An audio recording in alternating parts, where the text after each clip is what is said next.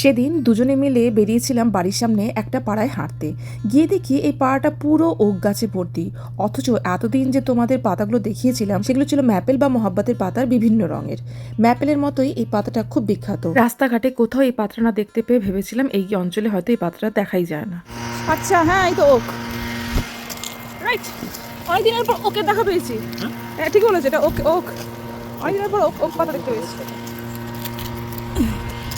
আমি এখানে ওকই পাওয়া যায় না।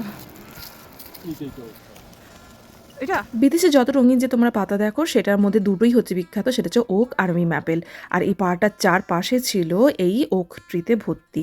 ওই জন্য এত ওক ট্রি একসঙ্গে এই পাড়াটার নামই হয়ে গেছে ওক স্ট্রিট বা ওক নেভারহুড। যাই হোক, এত বড় বড় গাছে এত পাতা ঝরে যায় কোথায়? এই দেখো, এখানে যাদের বাড়ি তারা নিজেরাই এরকম একটা ব্লোয়ার মানে উড়িয়ে দেওয়ার মতো একটা মেশিন নিয়ে এসে এক জায়গায় পাতা জড়ো করে রাখে, তারপর ডাস্টবিনের লোক এসে তুলে নিয়ে চলে যায়।